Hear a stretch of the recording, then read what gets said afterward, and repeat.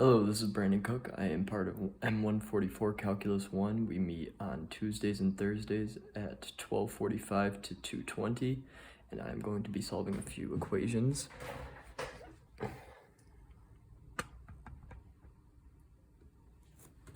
We're first going to be taking the derivative of these three questions here. The first derivative is a multi-step regular derivative equation. First, we're going to take the derivative of 8x to the negative 7th. First, we're going to bring down negative 7 multiplied by 8, which gives us negative 56. And because a regular derivative is the exponent minus 1, then it'd be times x minus 8. That is the first one done. Next, we have a inverse sign. With the inverse sign, they have a very significant, specific thing you have to do, but first we have a chain rule with it also. So it would be, a chain rule is just the regular derivative, so it would be 3 times sine negative 1 x to the second, and then we take the derivative of what is inside, so that would be 1 over the square root of 1 minus the x, which is just x squared. Okay,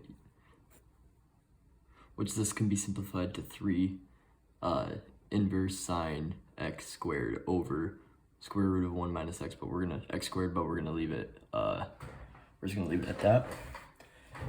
And then next, we have to take the square root of the natural log of x to the 2/3. We're gonna do that up here. So that would be ln of x to the 2/3. And that would be, where's another chain rule? We're gonna do 1 over x to the 2/3. And we're gonna take the derivative of that of x to the 2/3, which would be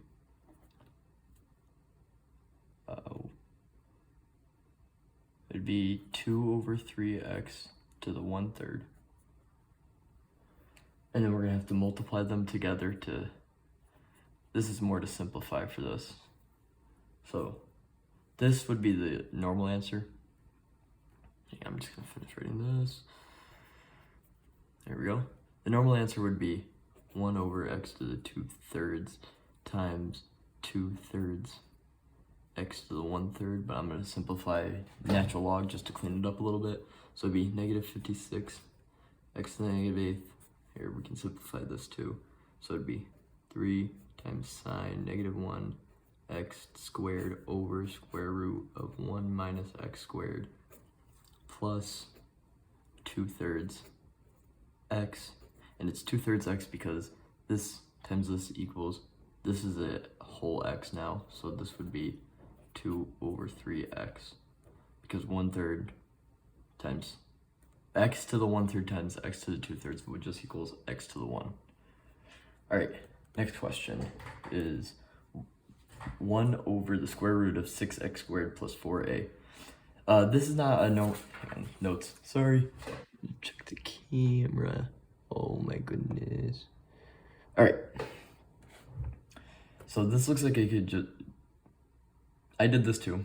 This is because I also know what integrals are because I've done this. And I kept thinking that it was natural log, but it is a quotient rule technically. Technically, but not officially.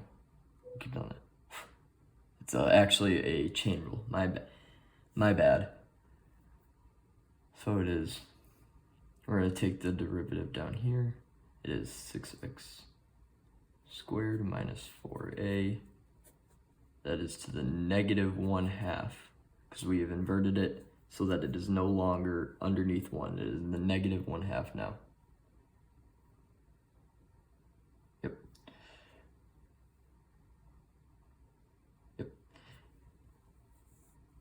Oh, I'm sorry, no, it's just there. No, I'm right, my bad, sorry. So we're gonna set it equal, we're gonna take the derivative of that, so it's gonna be 1/2 times 6x squared minus 4a that's going to be negative 3/2.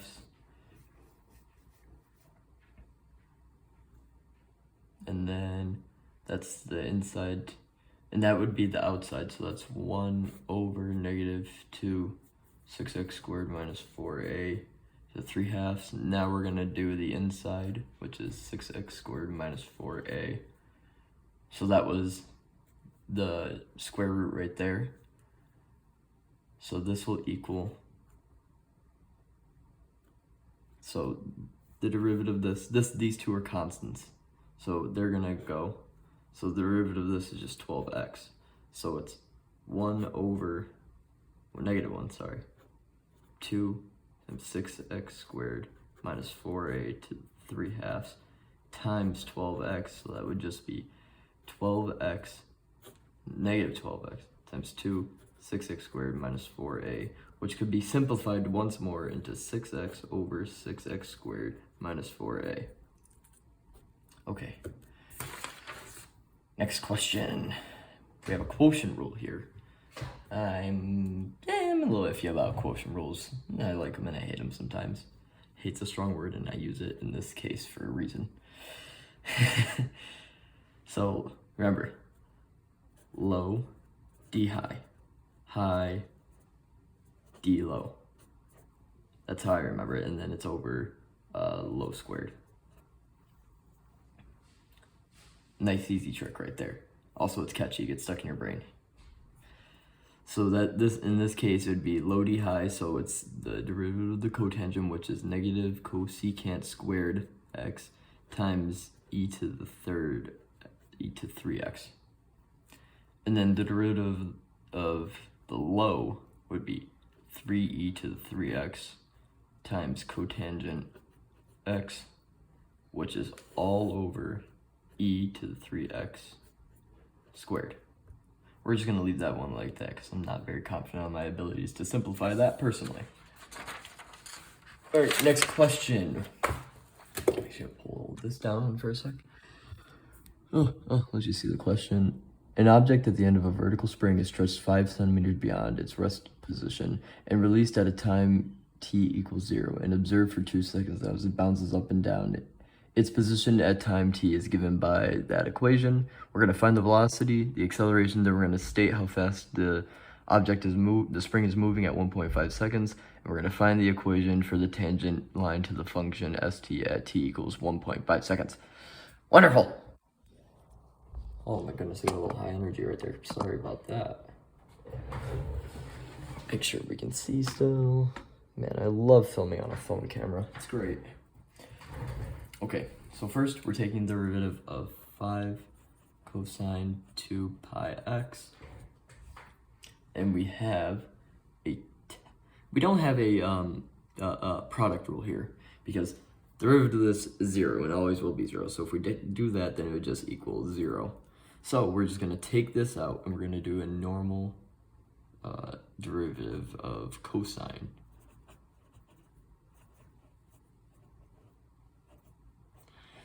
Which technically would be a chain rule also. So it is, so first we take the derivative of the inside, which is negative sine, which is in 2 pi x, and the derivative of the inside, which is 2 pi. That's simple. That is basically all of it. But now we're going to bring 5 back in, and it's going to be negative 5 sine 2 pi x 2 pi, which then would be negative 10 pi sine 2 pi x. Okay, now we're going to find the acceleration, and to find the acceleration, it is going to be the second derivative of the original equation to find position. So we're going to take the derivative of negative 10 pi sine 2 pi x. I'm terrible at drawing the pi sign. And it's the same situation basically. So we're going to take negative 10 pi away, and we're going to take a derivative dy, and then we're going to of sine 2 pi x. I lost my screen. Thank you. Okay, and then the derivative of sine is just cosine 2 pi x, and then the derivative of this is still 2 pi. And now we're gonna, once again, we're gonna bring negative 10 pi back in, we're gonna multiply it in, and then we multiply it by here, it is negative 20 pi cosine 2 pi x. Indeed. Okay, and now we're gonna find the position of this, the velocity, not the position, the velocity of the spring at 1.5 seconds. So all we need to do is we need to take this equation, which is velocity, our equation for velocity, and we plug 1.5 into that. So it'd be negative 10 pi sine times 2 pi x, 2 pi 1.5. Caught myself there. Which would have, and then, apologies, we're gonna have to add another step in, not add another step in, but just do a quick calculation right here. So it's 2 pi times 1.5, that is 9.425, and we're gonna find the sine of that, negative 10 pi.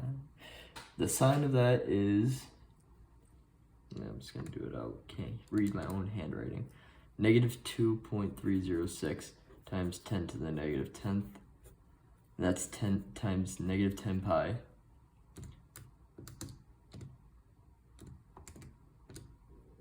which equals 7.245 times 10 to the negative 9th. That is the velocity that I got. Sounds really slow. Okay, and next we have to find the equation for the tangent line to the function st at t equals 1.5 seconds. To do this, we're gonna also have to find the position that the spring was at, because then that would be, they gave us the x, which is 1.5, so we're gonna need the y, which is position, or just y. So we're gonna have to use the original given equation, 5 cosine 2 pi x, to find the position. Oh, great. Got a little bit of a heavy hand, I guess. Okay, so we're gonna plug in 2 pi 1.5. So we're gonna do 2 times pi times 1.5, which we had before. Up here it was 9.425. We're gonna take the cosine of that, which we get negative 1 for. That's gonna be times 5, that equals negative 5. So the point is 1.5, negative 5, which we're gonna plug into standard form, which is, or point slope form, sorry about that. y1 equals m times x minus x1. So we're gonna plug in the given y, which is y minus 1.5, which equals the slope, which is the velocity that we found in the last part, which is 7.245 times 10 to the negative 9th. Okay. Then we're going to do x minus the x that we have. I apologize severely for this one. I mixed them up. Oh, goodness. Sorry. So, because it's negative and it's minus, it's plus 5, and then it's minus 1.5 here. And now we have to rearrange them around. So first we're going to distribute onto both sides. Or we're going to distribute it into the x and to negative 1.5. So it's going to be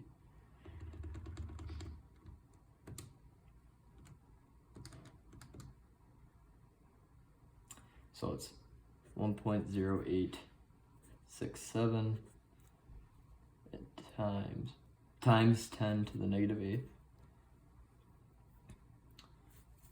So that's also minus, and then it's 7.245 times 10 to the negative 9th x, and that equals y plus 5. And we're going to just subtract 5 from the side, so we're going to have y equals 7.245 times 10 to the negative 9th x. Oh my goodness. X. And that's going to be minus, son of a biscuit, minus, we're going to subtract 5 here.